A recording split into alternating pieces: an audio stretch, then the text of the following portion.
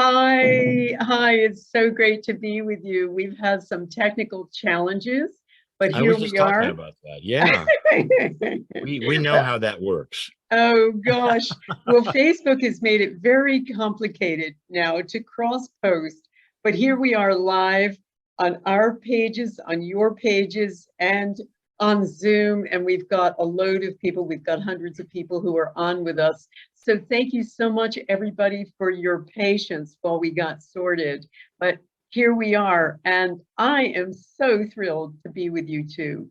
And if you've heard, as we were getting ready, we were hearing in the background Lee introducing himself via Monika and how he is been this extraordinary challenger of wisdom from Cryon for many, many decades now. And Monika now works with him and does amazing stuff. And of course, the other incredible thing about Lee is he came up with what is now a household term, Indigo Children. And it really talked about the new generation. So welcome everybody, and welcome Lee and Monika. Thrilled to have you here with me. Thank you, Lynn. We were just saying, if I can say it now to you and you're listening, you're hearing me all right? Yeah, all good. You, Lynn, you are my hero. And I want to say that face to face to you. And I've said that to thousands of people when you weren't around, because you have pioneered the very thing that we teach. And you're the first one who has put the groups together, who has studied coherence and actually looked at it before anybody was measuring it, and you were measuring it. And so I look at that and go, does anybody really understand how, first of all, how long you've been doing this, and also that you were the first one in my book. You're the first one who's ever tried it. And that got everybody's attention. And even Joe Dispenza, now he's so on board with measuring, and of course the film we did together, that all happened way after what you taught. So we've been doing this a long time. I'm in my 32nd year, but I think it's very similar to what your work is too. I mean, been doing a long time. Well, thank you so much. And I think that this conversation really needs to be about where we go from here, because we've been talking about that and people are really frightened. And by the way, if anyone hasn't heard of my books who are listening right now, I've written 4 books in this field, The Intention Experiment, The Bond, my latest book, The Power of 8.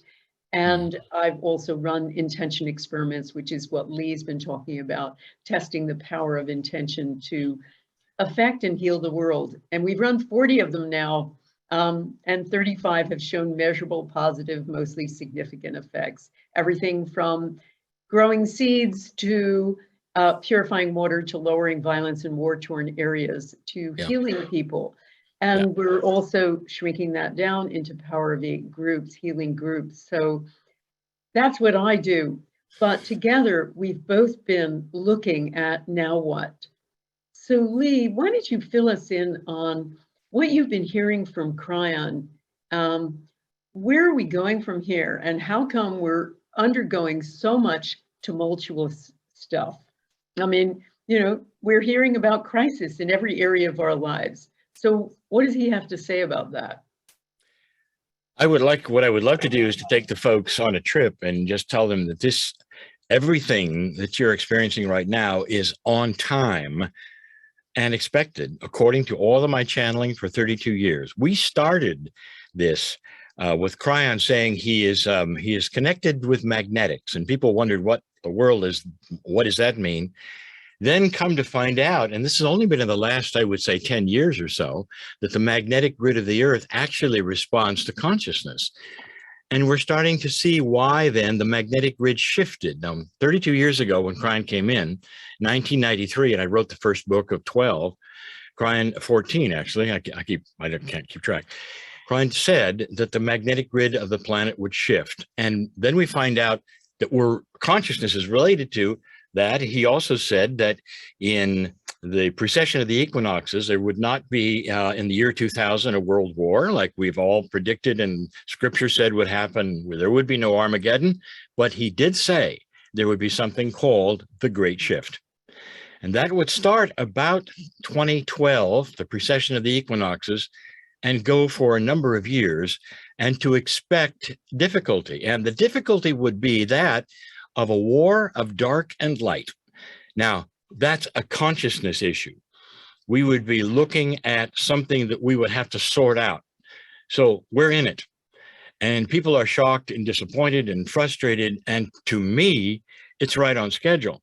And the underlying silver lining of all of this is that if you are starting to awakening to a larger truth, and not just frustrated and wringing your hands and saying, perhaps there's something here, I would like to just enhance this trip.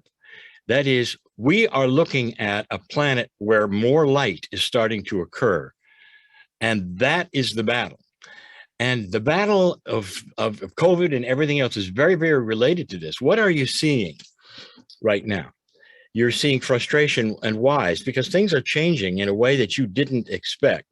How are you reacting? And this is why Cryan says it's up to us in how we react to this and hold our light and hold our peace.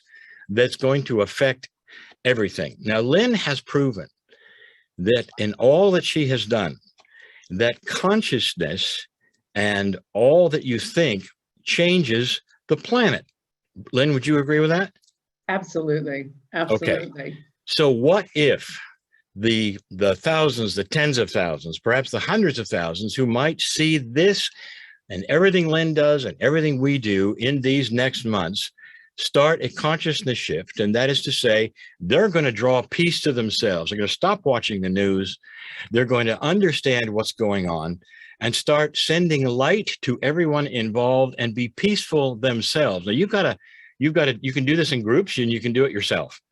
And when you start understanding that the consciousness that we have individually changes what's around us, almost like as you start to be peaceful with yourself, as you start to look at a grander truth, is there truly a creative source? And is that creative source part of us? Can you have peace through this? It's almost like you're a lighthouse. You're starting to broadcast that coherence to your group around you, especially your family, and more. If enough people do that, this planet changes, and this is the battle. And COVID has really exacerbated that. That is, I mean, it's really, it's it's better than having a world war, folks, but it's still very, very difficult. And that is what Cryan told us to expect, and here we are. Now, there's a bigger truth even in that, how we do this, and that is why so many are on our shows, for instance, and the healers talking about changing the subconscious, reframing what we think and how we think, and ways of getting to a peaceful place. And the interesting thing is about when we get to that place, great things happen. And this is where Lynne can tell you about the power of 8 and all of these things. It's not just getting people together to get peaceful. What happens is things start to happen in your life, things that you've expected and want and have anticipated. It really is about how you structure your thoughts. What do you expect? Do you expect bad things? I want to tell you about the field. She'll tell you about it as well.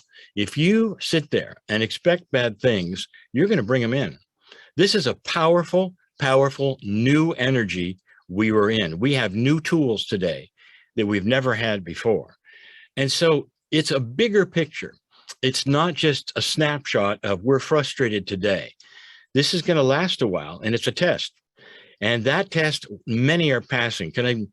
I know I'm just going on and on here, but if you want to take a look at some light you didn't expect on this planet, what about the Metoo movement? Now, people will say, well, that's a nice thing that we're starting to get a higher consciousness and seeing what's going on.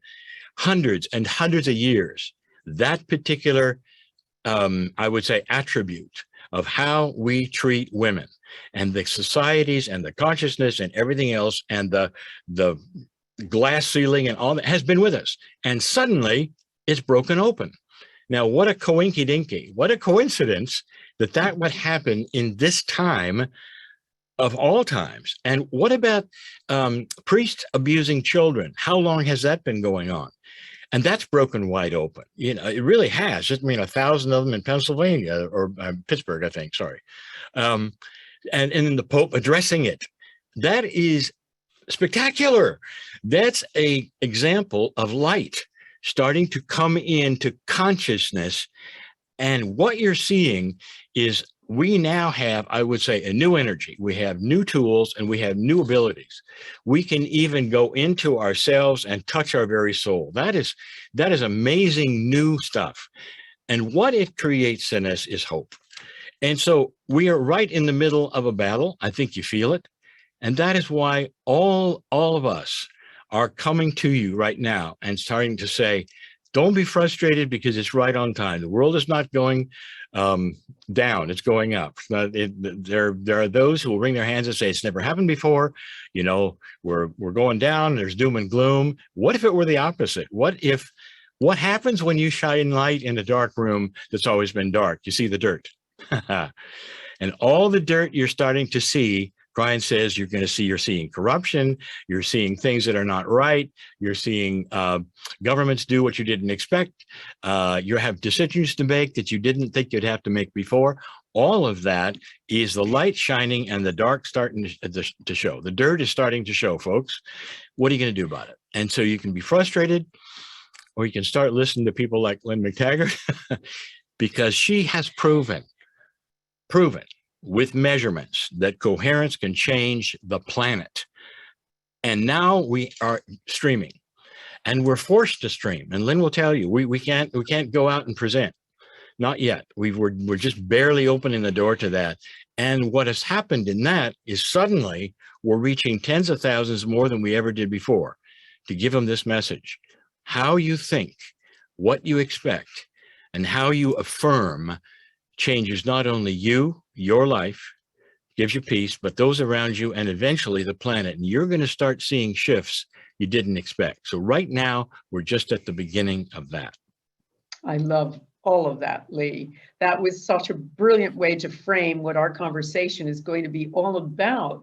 And I'm going to just add the scientific piece to it, which is, I'm so thrilled that Cryan said, hey, this is right on time, because what's really happened is, I've been talking about this since my book, The Bond, in 2012.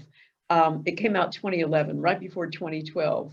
And everybody was talking about the end of the world then, the end of the Mayan long count calendar. And, you know, it was right after the financial crisis. And so people were saying, oh, it's the end of capitalism as we know it. It's the end of oil. So it's the end of food because it's the end of oil. It's the end of the world, the beginning of the end of the world. But what I recognized and believe is that it's the end of a false story of who we are. So what we've been following, and I say this many times, what we've been following is the wrong scientific story. You know, we define ourselves according to science. Science writes the story we live by. And the scientific story is more than 300 years out of date. And at that time, Newton discovered many things that help us, you know, create machinery, for instance. But he essentially described a world of separate objects operating according to fixed laws in time and space. And that work that he did was bolstered by the ideas of Charles Darwin, who essentially was very influenced by population explosion thoughts of the day. And so he came to believe that there isn't enough to go around. So life must proceed through struggle, survival of the fittest. Not his meme, his good friend and publicist meme, but it became his slogan, essentially. So those two ideas, separatism, being separate, and competitive, that we have to fight for survival. Competitive individualism became our leitmotif. And that's been the way we've lived our lives. And as Lee says, we've come to the end of days of that. So that kind of mindset has got to us to a place where we're essentially eating our own children. And so we're seeing it collapse. We're shining that light into those areas. And so we have to live in a new way. Now, what I've been working on and discovering is about the qualities we have inside ourselves that have always been there, but that we've denied. We haven't believed we have this ability, that consciousness has the ability to affect matter, that thoughts are things, not only things, but things that affect other things, but they are. And I've discovered it, I've proved it, and I prove it in my Power of Eight groups. I help people get into Power of Eight groups, both just out there and also through my books and also through my courses. And I was just listing the other day the power of consciousness on the groups I'm working with right now, and my master class is just finishing up. And, you know, we have everything from Lori, who healed her own detached retina. Doctors told her she was going blind. She has 20/20 vision now. We've had a guy called Jerry who healed his broken ribs in a couple of weeks, thanks to his group. We have people who have discovered new careers or found new life purposes, all of those things through the power of thoughts. So we can understand this as something we've had inside ourselves, but we've just needed the story to disclose this. And so I think this is the big opening of this new story. The big opening that, you know, of course, we've been talking about for several decades now, but now something that's become much more compelling and immediate because we need that new story. The old story isn't working for us. So we need to welcome this tumultuous ride right now and understand it's bringing us to a recognition of the powers we have inside ourselves. And Lee also talked about those magnetics, the effect on the magnetics of the earth. So I like to call us an intergalactic superorganism because we're attached to the earth and the outer reaches of the solar system. It's attached to us and we affect each other. And we have found profound effects, solar effects, on human beings, not only the heart and the brain, the two major engines of the human body, but also on intention. And curiously, the sun has been very, very quiet. It's had unusually quiet. So this may be another aspect of what's going on now to change what's going to happen for us, but happen for the better. And as Lee says, I really want everybody to understand that this bumpy ride now is just, it's a bump in the road. It's also a fork in the road. And we can choose to understand our human capacities in all their grandeur, finally, to understand that we are opening to a new way of being. And we have to embrace that and realize it's never going back to what it was. And thankfully, it's not. I'd like to talk about just personally. The power people have, it's always been there. She mentioned Lori who healed her retina. I have seen this as well. There are so many stories that we can give you about people we know who have done miraculous things. And you're saying, well, you know, this is an exception. It is not an exception. And this is what we're teaching. Just for a moment, it's been in front of us, hiding all along. And this new energy we have now is going to make it even more powerful. Let me ask you, if you believe in homeopathy, and most Europeans do, most Americans are just kind of getting online with it now. Homeopathy is a signal to the body. That's all it is. The parts per million in the tincture that you take under your tongue is not powerful enough to change any chemistry in your body. And that has been, proven by the AMA, who gave it a razz, I think 2 years ago in their magazine that said it didn't work. It was really funny because it does. And for those of you who know homeopathy, it's a signal to the body and the body then does it. So what does that tell you? It tells you that within your own body, it is waiting for signals. The placebo effect is really, the drug companies hate it because it screws up all of their tests, because you take a sugar-coated pill and you think you're going to change something and it changes something. And so what does that tell you? What does spontaneous remission tell you? It all wraps up together in something I don't think that, that medicine wants to have you know, and that is you yourself have the power inside of you and always have to heal yourself of anything. The body will react for years and years. If you want to talk the story that Lynne talks about, the narrative that Lynne talks about is the reality we've been told, that we live here and that everything below us, we just hope works. And we take pills to make it work. And we go to the doctors to make it work. And all along, that whole body of yours, trillions and trillions of cells, according to what we teach and what we know, will react to something, and that is you. Your consciousness is in charge of your own cellular structure. Think about it. Don't you think that's the way the creative source would have built your body? Do you think that the creative source created you just to sit there and hope it works? And that's not that's not true. You are in charge of your own cellular structure, your own chemistry. Brian gave a channeling the other day. He says, if you have a tumor, where do you think it came from? Do you think outer space? Do you think it came from another dimension? It came from your own chemistry, probably because you weren't talking to your cells, or you were expecting bad things. In other words, you are so in control of who you are and what happens. And we know this because those who start to understand it and talk to their own chemistry and affirm their own you thing start to change. It's like I would say consciousness homeopathy. You can start to change your own situation. That is the design. It's been designed that way, and forever it's been like hiding.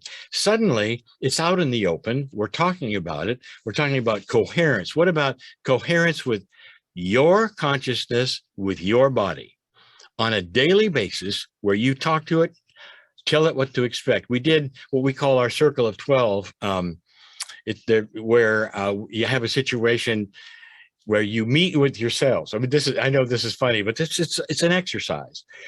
And the cells are applauding because they never, you're there for the first time. So you open the door and go, cells, are you listening? You're going to get chills.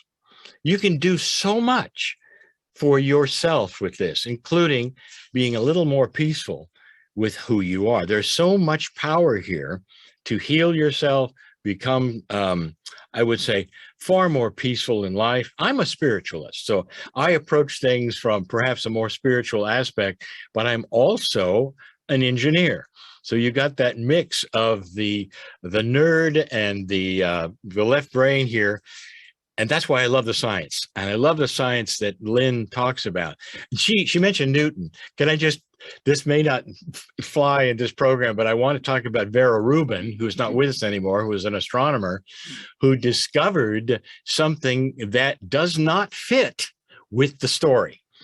So in science, it's almost like what Lynne was talking about. There are so many issues of what physicists and science has a story and a narrative, and they were told, and they won't depart from it, even though there's proof they're wrong. Vera Rubin saw something in other galaxies, and not to get too nerdy here and all like that, but all the stars were going the same speed around the middle. That's not Newtonian. It doesn't work. And so what they did, instead of saying, hey, Vera has discovered a new law of physics, they said, no, there is no new law of physics. Newton had the only laws. And so they invented an energy that they labeled that would fit into Newtonian science, which now they're even looking at and saying, that doesn't work either. In other words, the story, the narrative in all scientists is difficult, very, very difficult to break, especially in medicine. So we're looking at something that Lynne has pegged too, and that's the narrative, the story. We've been told things, and it's really hard to depart. Absolutely. And yet we have so many studies, as you say, Lee. I mean, my favorite placebo study is this one. This was done by Ted Kapchuk, and he had people who had carpal tunnel syndrome. So they had, repetitive strain injury in their wrists. And he took this whole batch of them, divided them in two. Half of them got drugs, and the other half got acupuncture. And about a third of them suffered really bad side effects, and they even had to take to their beds. But the majority of people got better. Now, here's the kicker of this study. The pills were just sugar, and the acupuncture was sham acupuncture. So this study, to me, demonstrates expectation more than anything else. The power of our thoughts. Those people who thought it was going to cause a side effect, well, it sure did. And those people who thought they were going to get better, they did, but it was only the power of their minds. And there are so many instances of this, that what healing comes down to in so many cases is thoughts and words. I mean, I do a course for healers called, and doctors and nurses and all kinds of therapists, alternative or otherwise, called Become a Better Healer, because it's all about retraining them in thoughts and words, because all of the studies that you see indicate that the way the doctor is going to handle it with the patient essentially determines whether he's going to get better or not. Now, when we start, let's just unpack that for a while. So the person's expectation of healing is going to mobilize everything in his body to heal or not. So that's just one indication of the powers we have. Now, we've talked about the power of creation and thoughts, but we also have the powers to see beyond our senses, remote viewing. We have extraordinary powers of precognition to sense what's going to happen. We have the ability to go back and forth in time. Our brain doesn't, which isn't the repository of consciousness, by the way, but there's no place in the brain that understands time. Time to the brain, past is understood by the brain in the same way future is. It can't distinguish between them, bizarrely. So that really tells us that we do live in a kind of quantum reality that is above time and also above space. So what we have to do in our new story is to start coming back to the idea that we are energy and we are creators, and we have the ability to move energy with our thoughts, with our consciousness, in ourselves, in each other, in the world. And certainly for me, what seems to be the supersizer is a group of any size. And as Lee mentioned, one thing that I've been working on since 2007, I've been looking at the power of intention since the 1990s, but I started working with it and studying it and measuring it, and also experimenting with small groups in 2007 and 8. And what I have now seen thousands of times,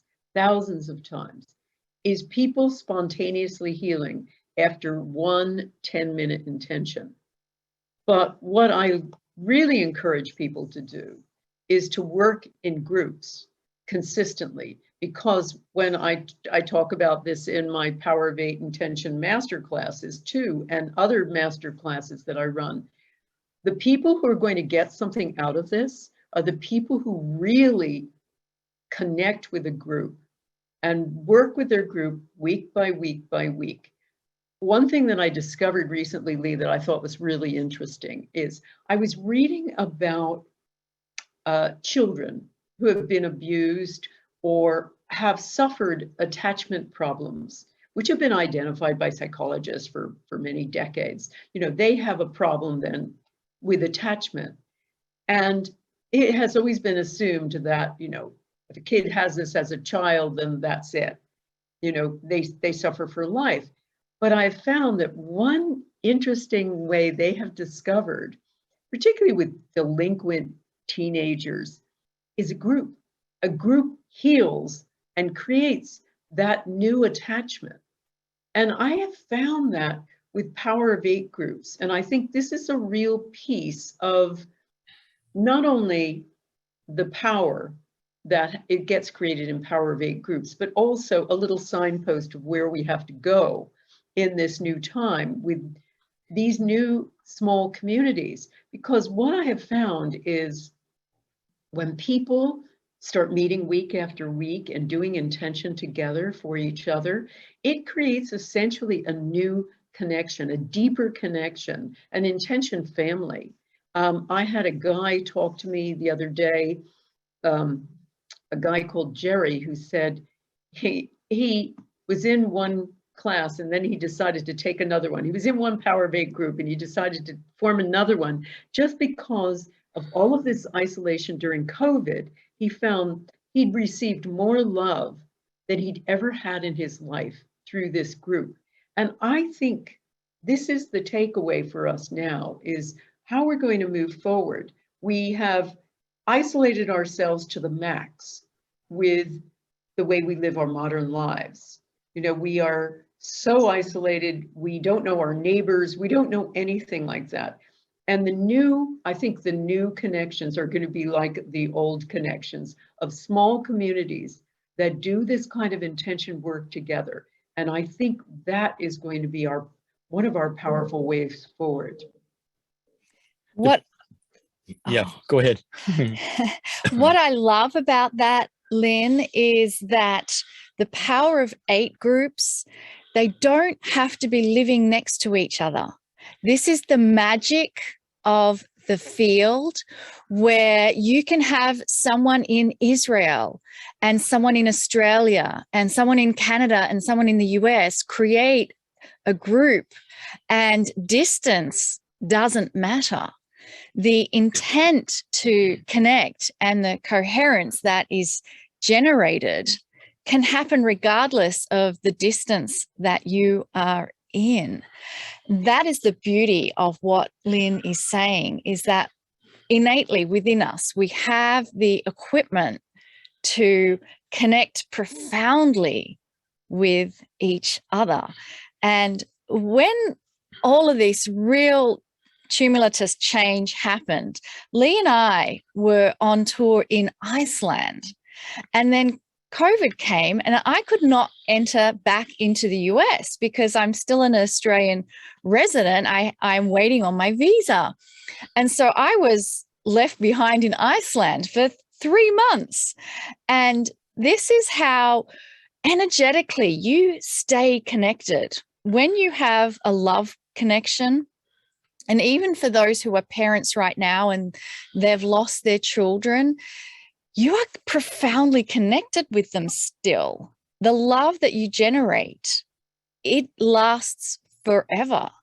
It doesn't go away. And that's why for many, the grief is still so tangible, even 20 years after, because the love doesn't die. And that connection that we share, the brain doesn't know past, present, and future. It only knows the now. And having that connection is the key, because the connection, it doesn't just happen when you come together to do an intention. So you come together to do an intention, but when you go to sleep at night, when you wake up, it's a 24/7 connection.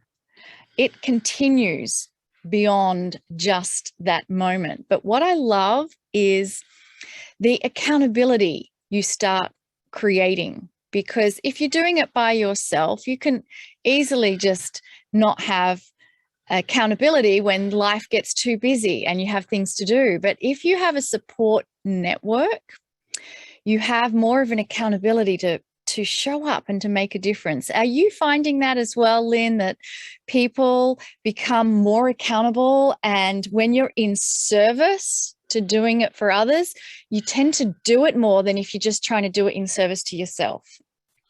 Absolutely, Monica. Thank you for that.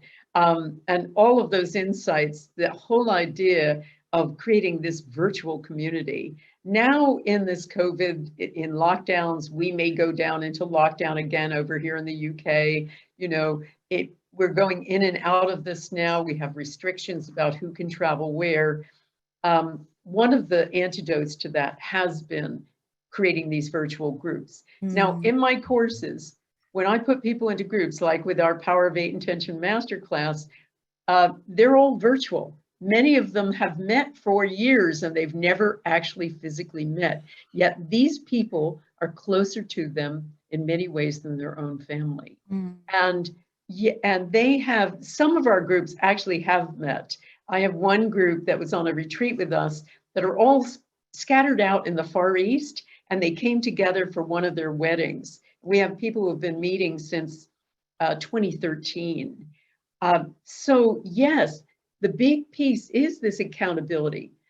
I have a woman called Lori who had suffered from terrible chronic fatigue, and she did an intention with her group to find the source of this, because she had tried everything, every alternative thing she could. And the act of having to show up, and she said, I made it a vow I was going to find this. So that mobilized everything in her body and everything in her mind to find the source of it. And it turned out she had mold in her dressing room, unbeknownst to her, terrible black mold that was really killing her. And they cleaned that out, and Lori's on hikes and she's lifting weights now. But it is that whole thing of showing up, and also the other thing you mentioned, the altruism piece, the whole idea that you're not intending for yourself all the time. And that's been one of the really dark things that our little flashlight we've been talking about is shining a light on. The whole me decade, me focus, that's a problem with personal development. It's all about me, me, me, me, me. But my work is about other help, not self-help. And in that other help, there is this extraordinary rebound effects, because I have found that many people with intractable illnesses, whether it's depression, as it was with a guy like Wes, or not being able to move forward with a project, as it was with Andy, who wanted to, Lisa, who wanted to get a book published, or Andy, who was trying to find a job. As soon as they focused on somebody else, miracles happened and everything fell into place. And Lisa wrote a bestseller, and Andy found a miracle and dream job, and Wes cured his depression. But it was all about other focus. And so I think that's part of this new reality, is an awareness that, for Christmas, we don't need another sweater. We need a connection. And that's what we're going to start seeing, is maybe coming back to the idea of small communities, the way we used to have them. We have got to the point where we have almost erased community. And yet, when you look at the science of community, it is probably the most important thing that a human being needs. We need connection more than we need food, more than we need water. We need connection, and it can kill us if we don't have it. And I think that is, and it's certainly been demonstrated in science, one of the reasons that people are suffering so much, not only in COVID, but generally in modern life, because we've lost connection. So hopefully this is one of the ways forward. Absolutely. Absolutely. There's a deep connection to yourself, which will then filter out and change to others. There's a quote I read recently in a book, brilliant book, Ancient Secrets of a Master Healer. And the book begins with a powerful quote, because when you get into this space and you see the miracles unfold, and you turn sideways and you look at someone else who is in so much pain, so much fear, so much suffering, and you have the knowledge now inside, you've changed, you've realized that there are amazing things that happen. How do you communicate that to someone who is in fear? They have filters and blocks. They're on a narrative, they're on a story. They don't want to hear about what you have, because they're so stuck in their train of thought. And this quote really made an inspiration for me. And it says that I did not come to teach you. I came to love you. Love will teach you. And I feel that if we start embodying that attitude, I didn't come to teach you, I just came to love you. because love is going to teach you. And that is where the community and the connection can begin, from that place. Absolutely, absolutely, absolutely. Mm. Now, I want to ask Lee about Indigo Children and where they're going to fit into the new, you know, our future, basically, our new community, our new lives. These are now adults, although Indigo Children are continuing.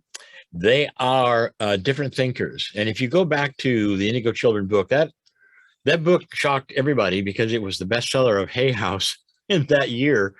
And that was many years ago. Lots of, I forget how many, 96. but many people now understand that word, and that we kind of launched, as you said, that phrase.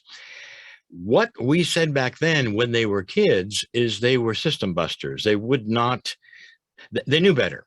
So for instance, they were above the old systems that they saw, and it looked like they were rebels, and yet they were just expressing themselves because they knew better than to do things that were dysfunctional, that they were told to do, whether it was their parents or whether it was their teachers or whatever. That's a different kind of a thinker. You might think for a minute that they're going to grow up and be troublemakers. They're going to be growing up, and they're here now as young people who are watching this, and this is the difference. Let me just tell you something that fits into this. For all these years that I've been presenting, I've been traveling, and I present to crowds. This is not, the streaming has only been in the last year. And of those crowds, almost always my group was 40 and over. That's who came to see me, because those people have had their kids, and you know, they're now starting to turn inward, and this is what they're doing. That has flipped completely, because we know the demographics of who's watching and who watches our shows, who comes to our programs, and also we're starting to go out again. And these are young people.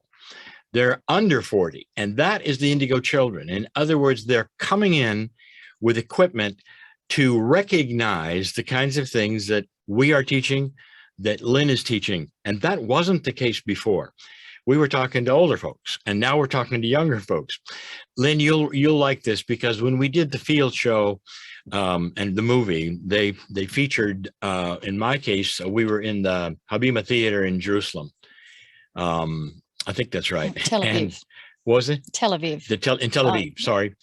And this theater holds 1,000 people, and it was packed, and it was sold out. And I was on the stage channeling, and in the lights that they give you, I couldn't see the audience. And it was later when I saw the pictures, I saw that most of the audience was in t-shirts. In other words, we were talking to the young people. And that shocked me, but then I went, and I had a big aha. These are the ones who are going to make the difference there. These are the ones who are looking at the situation in Israel, and that's always been there, and are going to make the change. It's already starting to happen. Changing the leadership and all. So they are forward thinkers, ready to do the kinds of things that we are talking about. Intent. I want you to listen to that. People who think that the power of 8, and you're listening to this, is a therapy group, are wrong. We don't get together and talk about your problems. It's an intent group. That is very forward thinking. That's what Lynne has done. Intention is the key. That is a consciousness that carries so much power that it's beyond the narrative and the story that anybody told you. It's not positive thinking. We are actually sending energy to one another, to the planet, and it's the idea of doing it in groups is fantastic, because the light is brighter. So you're not only helping yourself, you're helping the planet. And this is the answer. If we can come back together as communities, even a large city and small communities, with intent, doing the kinds of things that the power of 8 is doing, that I predict that is coming. But more than that, they're going to discover that there is a grander truth here that nobody has taught you, and that is the magnificence of the human being and the power that we have to create our own reality. And that is what we teach, and that is what Lynne is teaching. Absolutely. And thank you so much, Lee, for defining intent, because people do think of it as a kind of desire, or they think of it as prayer. Now, prayer is more of a supplication, in the sense that a lot of people will say, depending on which God they believe in, thy will be done. It's in so many words. You decide.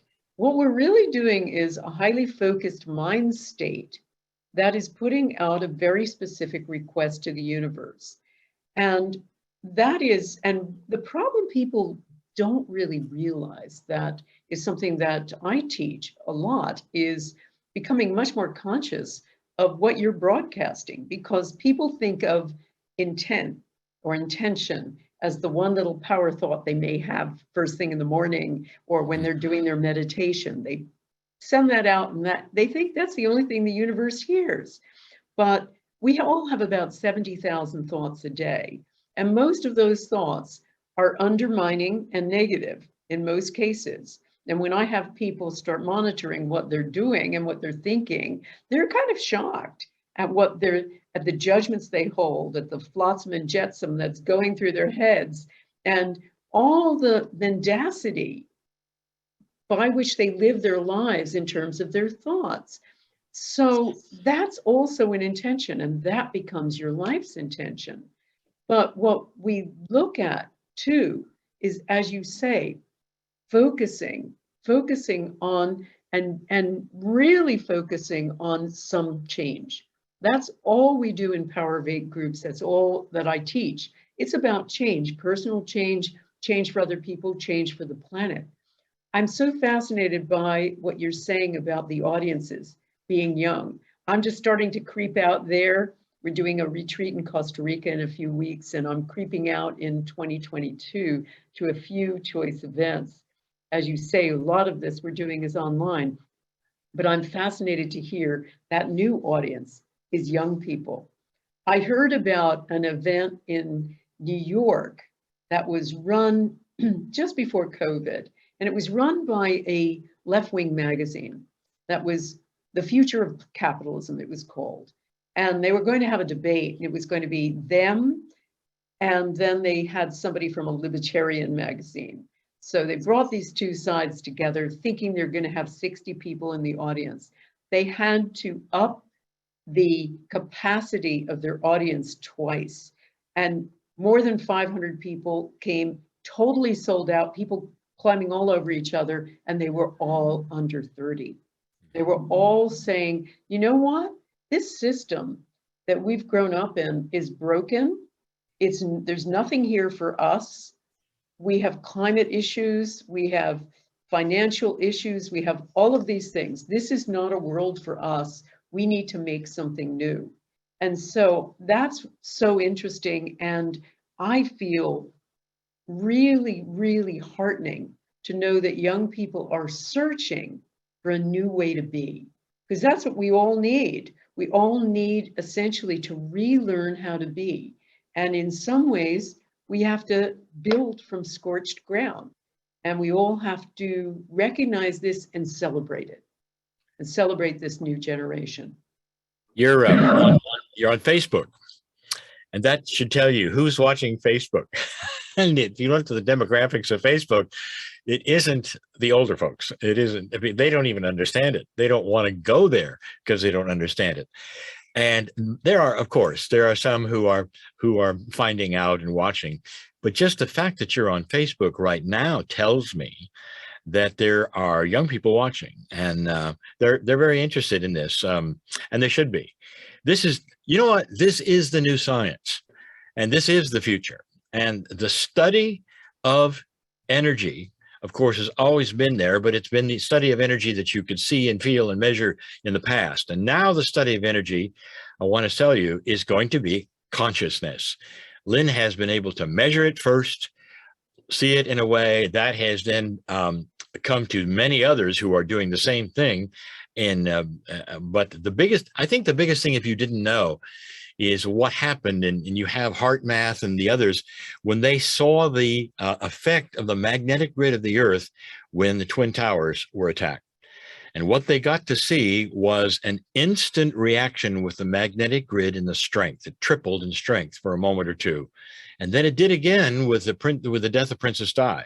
In other words, the consciousness of the planet, just thoughts, affected the entire magnetic grid of the Earth. That ought to get you excited, because that's the first time they saw a correlation that you could show and prove. Satellites measured it between thought and physics. Bingo. Now we know something very, very strongly and matter-of-factly that we never knew before. There's a connection. What we think changes physics. So why not now then go with this idea that if you get groups of people with intention and focused intention, now Kryon calls that pure intent, focused intention, you're going to get change because it is measurable energy. Absolutely. Absolutely. And you know what we have demonstrated also is that these small groups can change the environment around them. I've had many groups of my Power of 8 groups try for more rainfall, for instance, if they need it in their area. And they've actually gone and got statistics from their local Chamber of Commerce about rainfall levels before and after, and shown big differences, as though there was just rain coming down in their one little community and not the communities around them. And we've had people do all kinds of things, grow things more quickly, all kinds of things to demonstrate the powers they hold inside them. So you can think of these little Power of 8 groups as being crucibles of change, not only for yourself and not only for the people in your group, but the people around you. Now, one of the pieces I talked about in terms of altruism, I talked about that being really meaningful in Power of 8 groups, but this is going to be another aspect, and Lee and Monika have talked about the power of love. We always think about, giving. It's a nice thing to give. It's a good thing to give. Thanksgiving, we say thanks for things. It's not a good thing to give or a nice thing to give. It's an essential part of the human experience.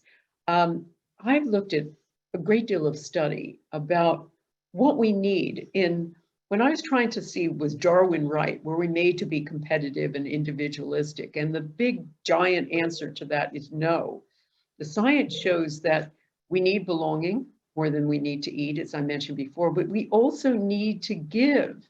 We need to give. There was such an interesting study done in Harvard, started in the 60s, and they looked at what they thought were the best and the brightest. Took all the greatest guys, they were all guys, the ones with the perfect physiques, the brightest ones, all of these beautiful specimens. And one of them was Jack Kennedy. And they measured them and they followed them for decades. And they thought these guys were headed for the top. They were all going to have amazing careers. Now, other than Jack Kennedy and a few others, they were a disaster. Many of them didn't follow any of the prescriptions that they felt were going to happen to them. One ended up being a drug addict, another one had dined on old stories of glory. They just weren't going anywhere. And the person who ended up making the biggest difference, it was so interesting, had a bad time of it until he was in a hospital and he started helping others in the hospital. And he suddenly recognized that the key to ending what was depression for him was following a life of service. And once he found his calling, he completely turned his life around. And I see that over and over again, that people who do things for other people, no matter how small, live longer, healthier, happier lives. So one of the new pieces is moving away from the me decade, the me life that we've all been leading, and turn that into something else, the other life. And when you embrace that service as a part of your life, essential part of your life, you also will see healing. And that's what I've seen too. As soon as people get off of themselves, as I put it, with a lot of my groups, If people are stuck, I usually say to them, get off of yourself. Start intending for someone else and see what happens. And invariably, that heals the sender. That's the staple of our work. You just defined it in a whole nother way. It truly is. And what Cryon has given us in wisdom is that very, very thing. He says, when you are working with someone else very profoundly, if you're giving intent for them, if you're helping them, your entire body receives the same kind of healing you're broadcasting. We have a healing show, and we talk about this all the time. It's so interesting because you have the evidence, and you've said it, with people, and watching them change when all they do is intend for someone else. So this is I would say a staple of our work. It's an attribute that most people don't realize and see, that what you give to others, you're giving also to yourself in a very profound way, including profound healing. And you wonder where it came from, and you realize, well, I got off of myself and I'm concentrating very, very deeply on someone else and helping them. And suddenly I come back and find that it's happened to me too. So thank you for putting that in another language. But that is true. Absolutely true. And it's more true today in this new energy that we are in than it was 10 years ago or 20 years ago. Not only are people having new thoughts about systems, they're having new thoughts about themselves and what they can do. And it sounds like Pollyanna stuff, but honestly, really, truly, we have a new energy of enablement right now that we didn't have before. And for those old souls are here, can't you feel it?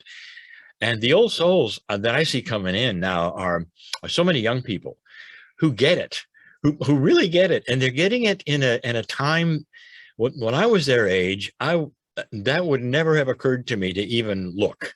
We were interested in other things, and we were interested in other things in our careers and all.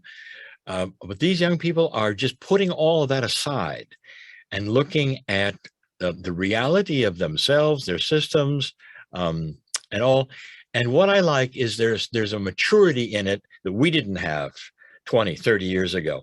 The young people have a maturity here. Says instead of let's march in the street, they're saying, what else is there that we can do to make an impact on the world, on ourselves, on our countries, on our systems that is not disruptive? And that is new. That is a new concept, and it's a mature concept, and it's what Lynne is teaching.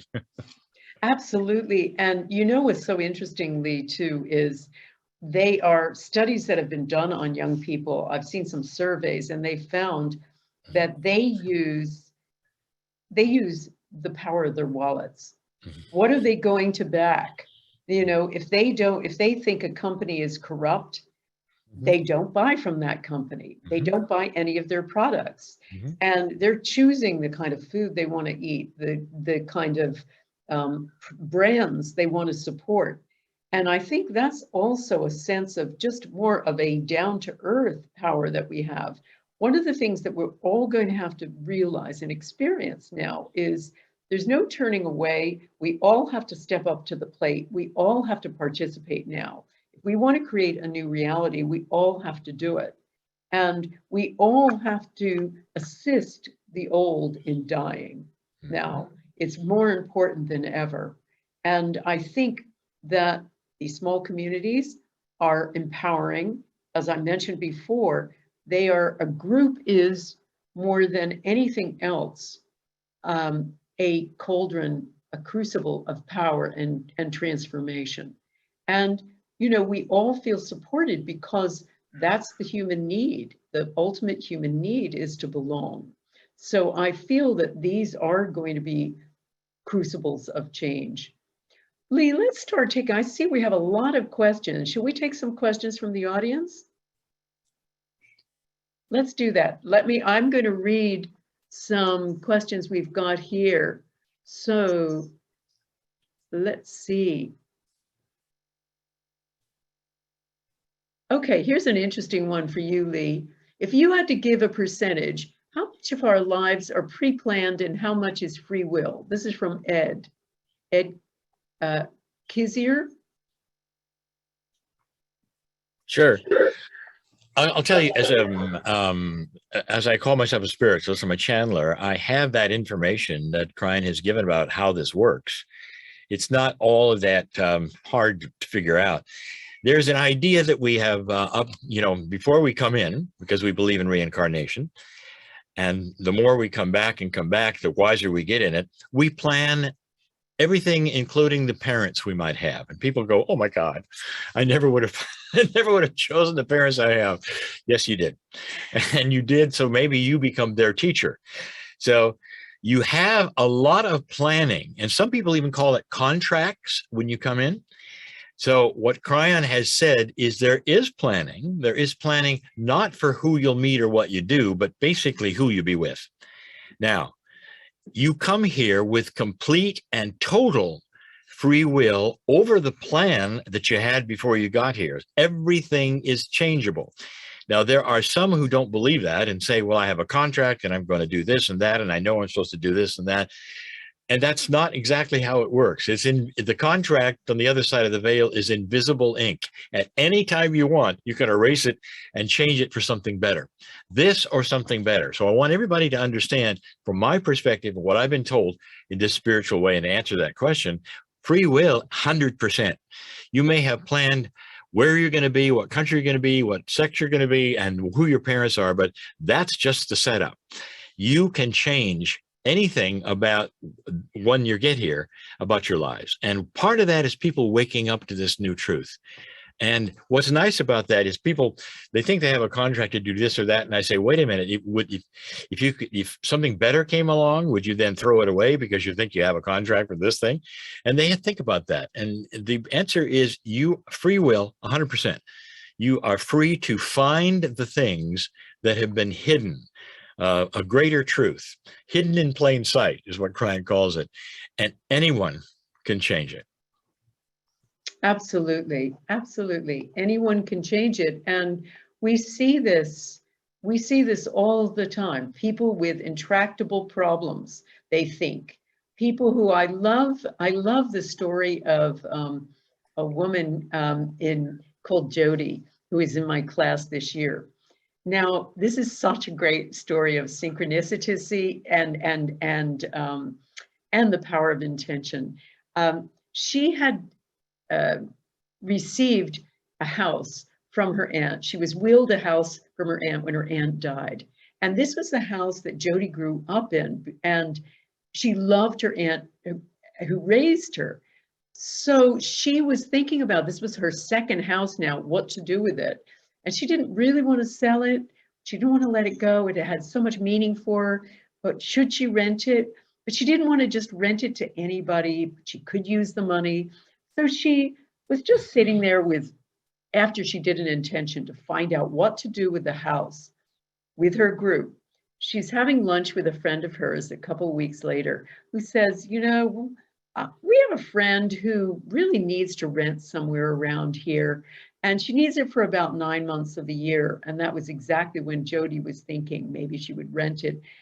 Turns out she rented it. This woman rented the house for exact money that Jody wanted. And guess what? She turned out to be a student that her aunt once mentored. So this was the universe and the aunt giving the nod to this. This is the kind of way that these synchronicities work. So Lee, let me see what else somebody is saying. Somebody's asking about when this started shifting. When did it start? When did Cryan say this kind of change was happening, this collapse, essentially? At the precession of the equinoxes. This is what Lynn talked about. This is the 2012 experience. The Maya calendar, the long count, if you study what the Maya said, they didn't have a calendar that stopped and because it was the end of time. By the way, there were 2 movies on that and several programs in 2012 that says it was the end of time and the end of the world, because that gets people to watch their sponsors. I mean, the doom and gloom stuff is where they go.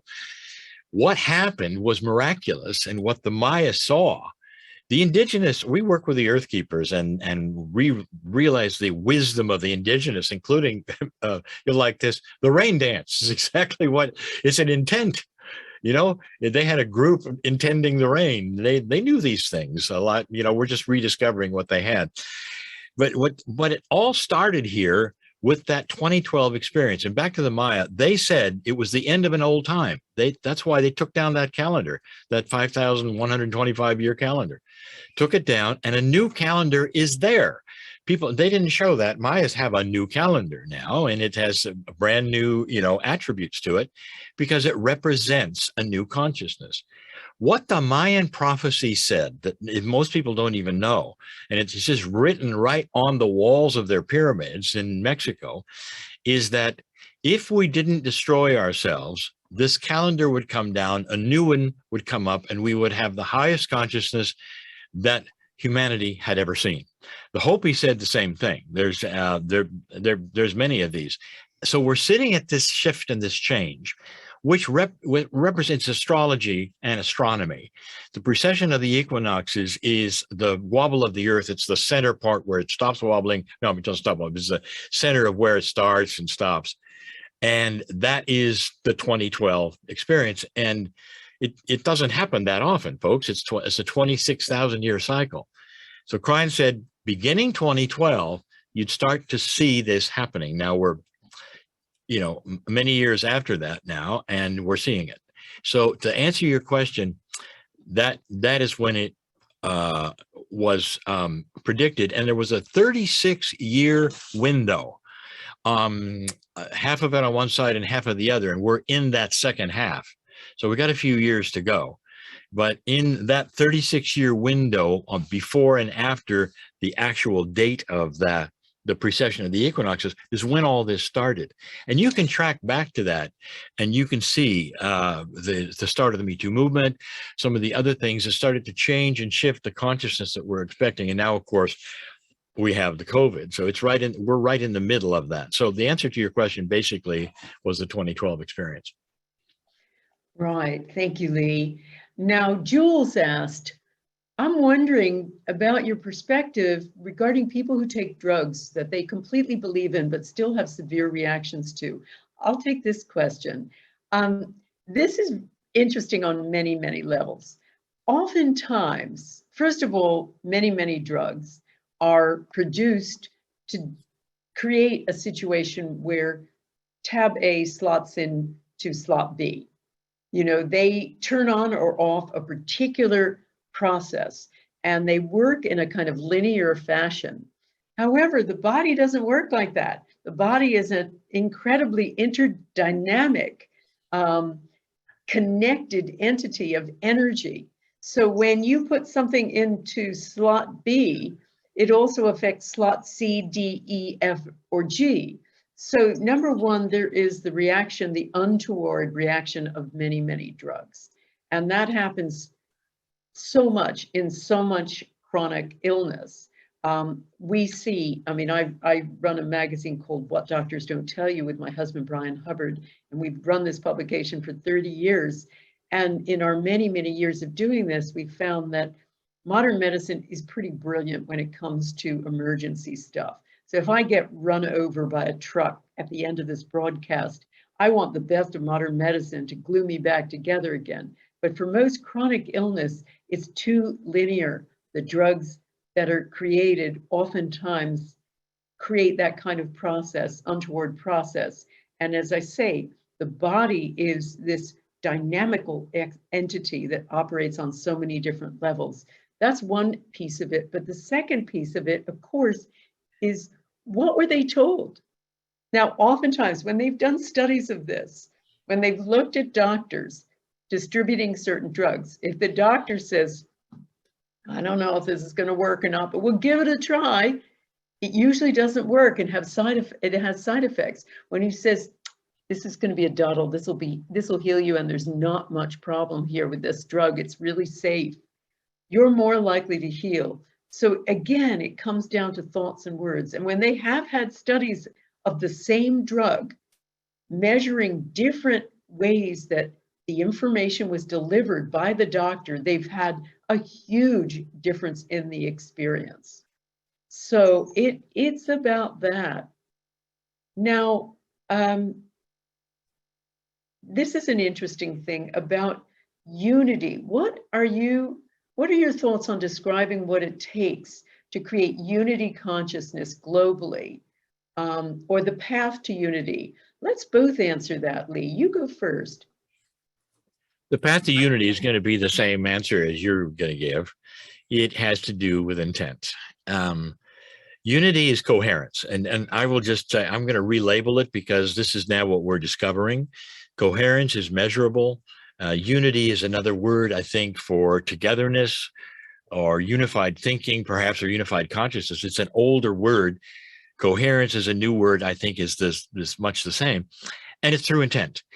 Intent is, I would say, the new power that we have, and it's going to create a unified, what do you say, not everybody's going to think together, the unified consciousness of compassion and love will unify us in a way that it never has before. And it doesn't matter what you are, whether you're a Democrat or Republican in this country, or whether you're a vaxxer or an anti-vaxxer in this country, compassion and love can bring us together in a unity that is different from any kind of thing we've seen before.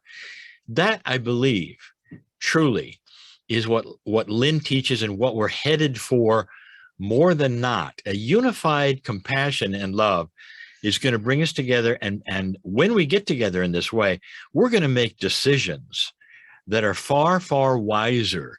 This is where the new systems are going to come from. It's going to be coming from us in a unity of coherence. Absolutely. And one of the things that I've been working on and testing, Lee, is bringing together polarized groups. So most recently, I mean, I discovered this back in the 10th anniversary of 9/11, when I brought both Arabs and Americans together to do an intention for southern Afghanistan to lower violence there.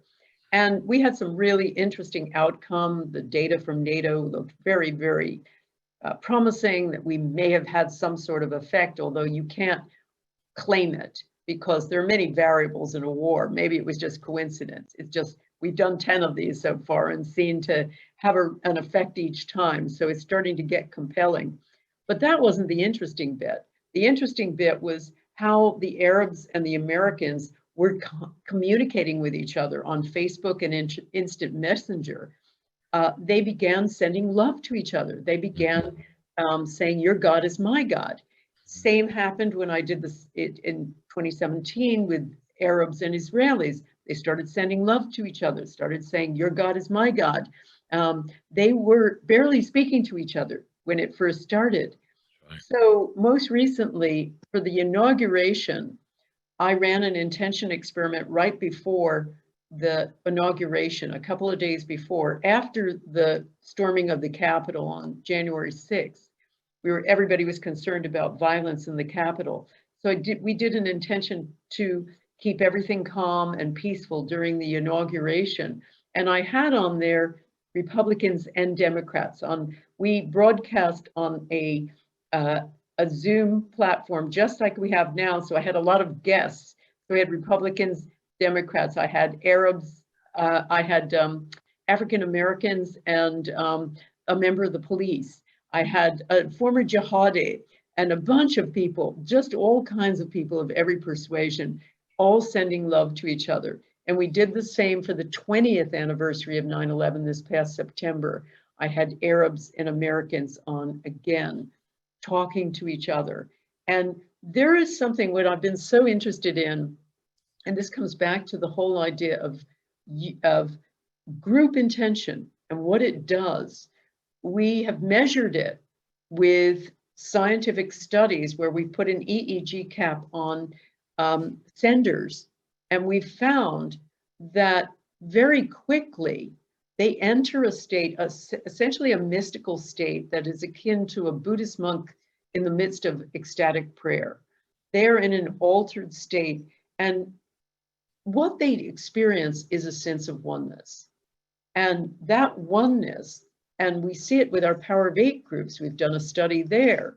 The Power of Eight groups, even novices, enter into this state of oneness. And what they do is we get to experience the field during that state, because normally we don't. We're in the field, we're all in the field at every moment, but we don't experience life that way. We experience life in our own separateness. And in this, you don't. And people describe it all the time as an altered state, a feeling of oneness, a feeling of an extraordinary energy. And I believe that this is a really healing entity and healing exercise. But we've also seen that when this happens, and this is University of California studies, looking at when people do something compassionate compared to doing something that just elicits, say, pride in who they are or whatever, it activates a system in their body, the vagus nerve, which attaches to all the major organs, that releases hormones like oxytocin that make us feel loving. But here's the most interesting part of their research. They show that it also, when we do something compassionate and altruistic, we become more connected to people not like us. So I think that's going to be the big piece here. We try to do intention together as a collective. It can heal these terrible divides. And I've seen it happen over and over again in these intention experiments. And I've also seen people, about a third of our, close to a half of our people, I survey people in our intention experiments, and about half of them say afterward, when they've done a peace intention experiment, they feel more loving toward everybody they come in contact with. And so, again, I think there's something extraordinary about the power of group intention, small or large, that moves us out of our own separate selfishness and brings us into a larger state that is the state of healing for the world and for each other and for ourselves. Can I give you just briefly what a future, I'll just say a future perspective that Cryan gave. He said that there'll come a time when this compassion and love is very, very attractive, so much so that you look for it in other people. And he said, go with me to a fantasy place. He said, maybe in 10 years or 15 years, and you've got a presidential debate going on, and it's going to be televised. And you have both candidates ready to speak. And you start with the first one. And he starts by saying, my opponent is a patriot, and I want you to understand that he's a great guy and we love him, and here's what he's done for this planet. And he goes on praising the guy next to him, and then he says, we think differently, and here's how I think I would like to do this. And then you go to the other guy, and he does what everybody has done forever. He blasts the other one. He says, well, look at what he did. He was a druggie when he was little, and now he's a bad guy. Which one are you going to like better? And the answer is there going to come a time when you say, I want the guy who is compassionate. This is the one I want. I don't care what he thinks. It's attractive. And if they sit there and they blast each other and they call each other names, that's not attractive. And we're getting tired of that. You're going to see a candidate someday who represents this, who will be compassionate and tell you about his opponent being a patriot and a nice person and all this and that is going to be so attractive that it's going to change even how people run for office and what they say. And there's going to be a new thinking about what to do. It's going to be more attractive than ever before. That's what I think you're talking about too. Absolutely. I'm just looking through some of these last questions. Let's see. Oh, just a small question. Somebody asked about Costa Rica, and we put the URL up there in our chat. And it is, somebody asked about being concerned about coming to events because they're not vaccinated. Mm-hmm. Certainly our events, we ask for either vaccination or a negative test. I don't know about yours, Lee, now that you're venturing out. But people want to know. What we are flexible. Yeah. I'll tell you one of the things right now we're doing just to honor the audiences is we're not doing hugging, we're not doing signing books or whatever, because that just collects people together in a way that I don't think is appropriate at this time, and then a lot of people are afraid of it. We're about to do an event in Boulder, Colorado, and it depends upon what the state asks for, and we then do what they ask for. And so if they want testing, we do a testing, and if they want that, we do that. So I tell folks that we're flexible for what is safe and what the state asks for. So sometimes they don't ask for it, and then we don't do it. Absolutely. That's exactly what we do. Yeah. We are also flexible, and we try to follow whatever the regulations are. And we try to choose places that are, number one, as we venture out, very low in COVID, and number two, enable a certain number to come where it's going to be safe. So I think that we're all mindful of that. May asked how to help those with mental illnesses. Shall I tackle that? Yes, please. Okay, yeah. Okay, well, first of all, May, I'm going to keep both hats on now, what doctors and intention.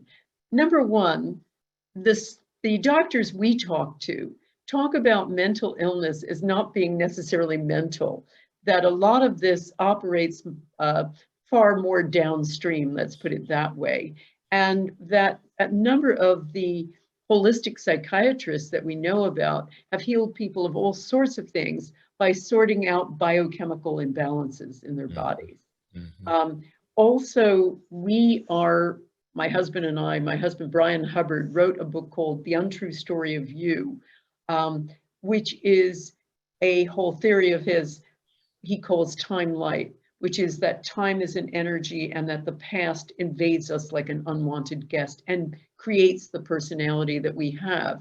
And so a lot of the work we do together combines his theories and my intention work to essentially travel back and forward in time. So a lot of this, again, is an energy that creates what we call mental illness, whether it's depression or many of the other things. And so we see that the same issues apply, whether it is mental or physical illness, that it is oftentimes an illness of the soul, or it's an illness of certain aspects of the body. And the best practitioners who heal this recognize all of that. I know a cancer doctor who will not treat a patient unless they also go for emotional healing.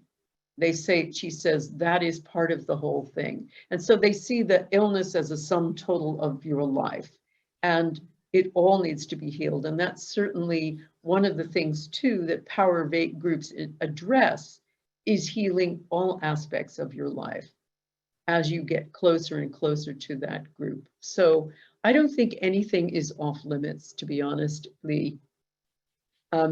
So any final comments you want to make? I think we've covered an amazing amount of ground. Any comments for a bit of salvo for people who are worried about what's going on now? Can I say it again? And this is one of the things that I've harped on since the first, I would say, COVID experience happened in March. In March, I think, of 2020, when I started watching the news and we started watching what the news was doing, they were showing charts, and they were showing charts of who got infected, what states they got infected, and who died. And at that point in time, I knew, because I work with researchers all the time, and I work with people who are in this industry in medicine, they were not showing the recoveries. 99% of everybody who was getting it was recovering. And what they were only doing was showing infections and deaths. And at that point in time, I realized they had an agenda. The news has an agenda to frighten you, period. I'm sorry, but the news is not journalism. On television, it's entertainment. And they want to sell products, and they want to get you to retune, and they'll do it by frightening you to do it. And even today, and it's just gotten worse and worse, that's what they do. They're not showing any of the good news. They're not showing the recovery rates, the people who have come out of it, all of the things that would balance this up. And so I tell people, don't watch the news on television. Go to the internet where you read it. You're more apt to get journalists writing things, and select a news service that you trust, and then select the articles that you wish to read instead of what happens on the entertainment news, where they give you, I mean, it's scored with music, folks. Have you noticed? So they give you pictures and music, and it's programmed to frighten you.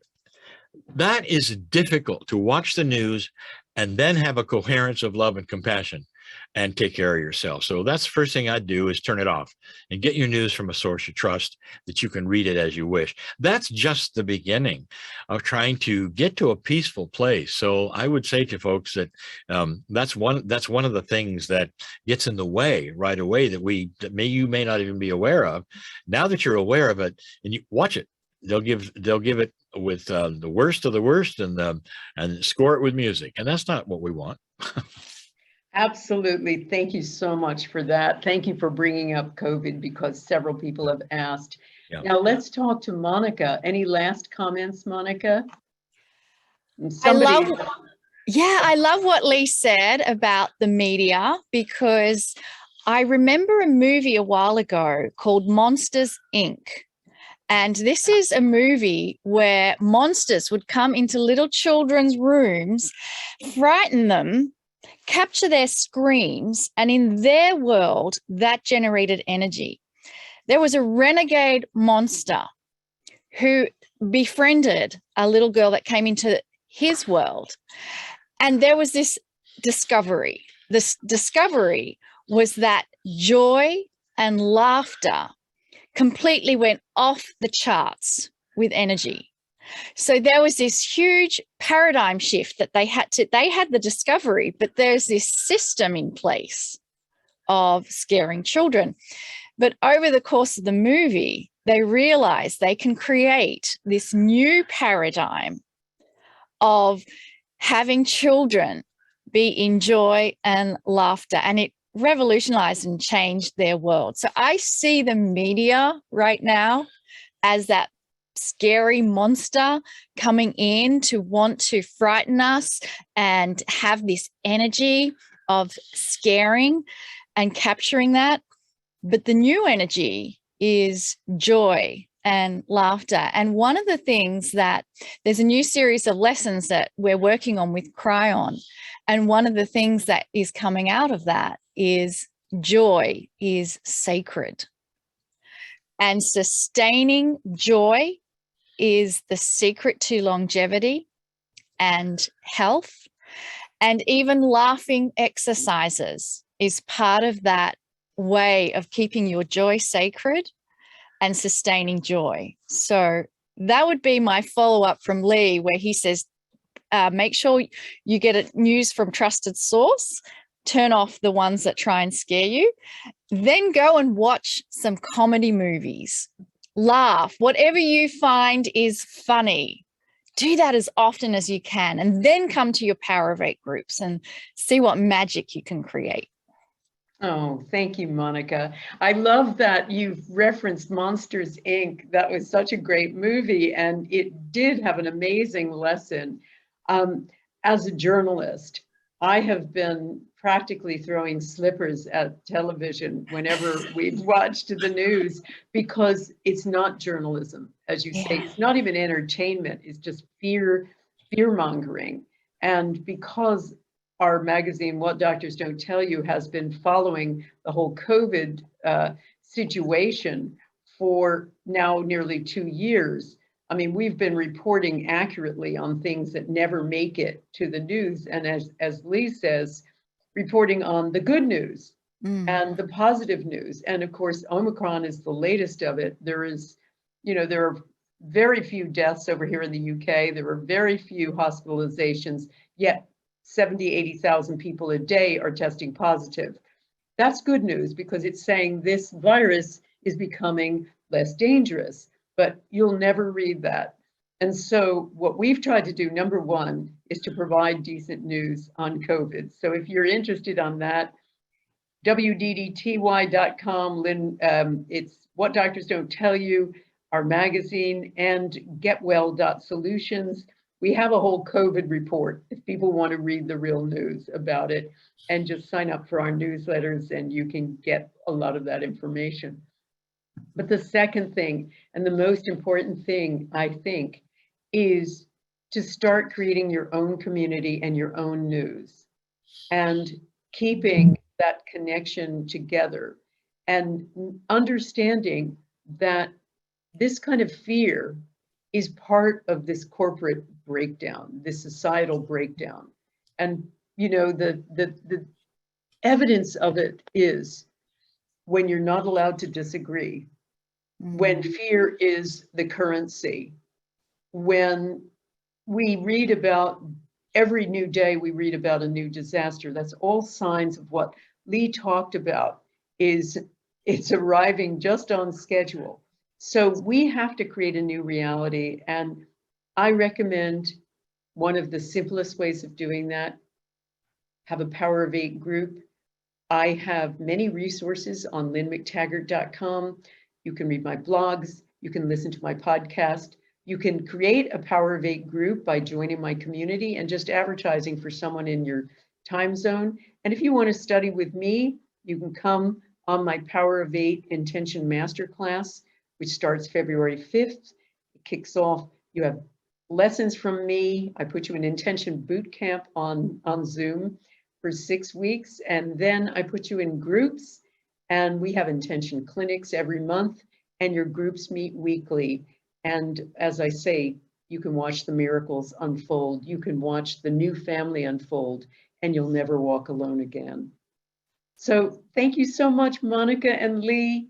Thank you so much for being my guest. It's been such a fabulous conversation. As always, I love being with you guys. And I really look forward to seeing you in person one day soon. Thank you. Thank you. It's a pleasure for us. Indeed. All right, everybody. Thank you so much for being part of this. Everybody on Facebook, everybody on our Zoom call, and we hope to see you soon. Take care now. Stay positive, because better days are ahead. Bye. Bye, everybody.